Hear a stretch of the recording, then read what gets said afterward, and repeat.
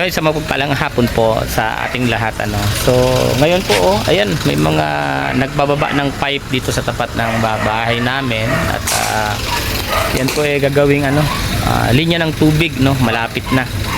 So, busy sila. Ayan, mga dito lang iiwan yan sa amin. Wala akong magnanakaw dyan. Kahit dyan lang. Madami yan, isang dump truck po na pipe yung ibinaba. Ayan nakita nyo yan. Yan.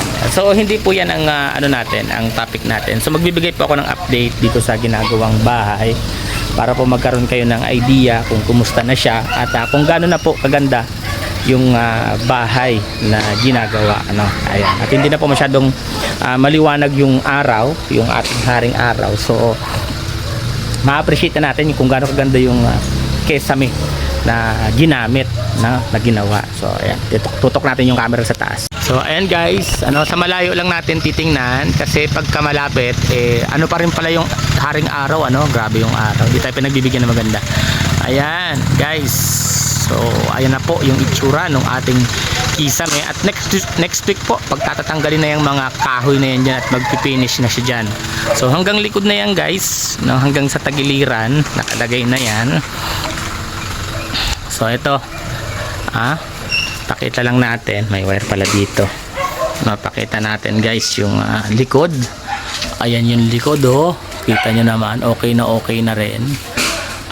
Okay na rin guys yung mga gamit.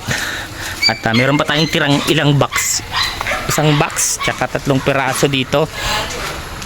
Ito pa, may isang box pa tayo. Ito, may nakahiwalay na 3 din. Isang box sa ilalim. Ito po pala yung natin ginamit diyan.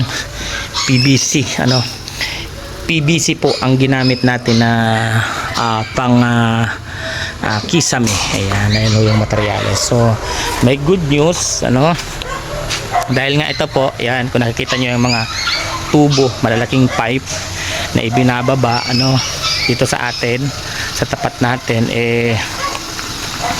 yan po, linya ng Nawasa. So, sila kuya, dun pa nanggaling sa labasan, sa labasan pa nanggaling yung linya ng kanilang tubig. So, tayo, swerte ho natin kasi yung bahay na ginagawa, eto, malapit na yung mapagkukunan ng tubig.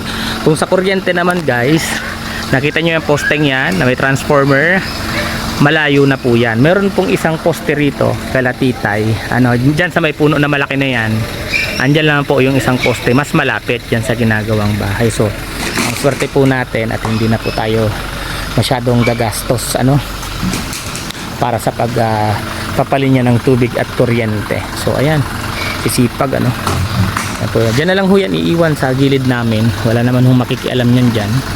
At meron din pong mga nakiiwan ng gamit dito like pala, bareta, ayun, dito na po sila nakiiwan ng mga gamit.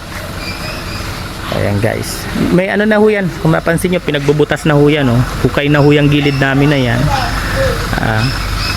Halos marami hong gumagawa dito buong maghapon hanggang dulo na yan,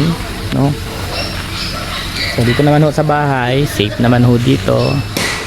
Wag ho kayong mag-alala at ako naman po laging nandito.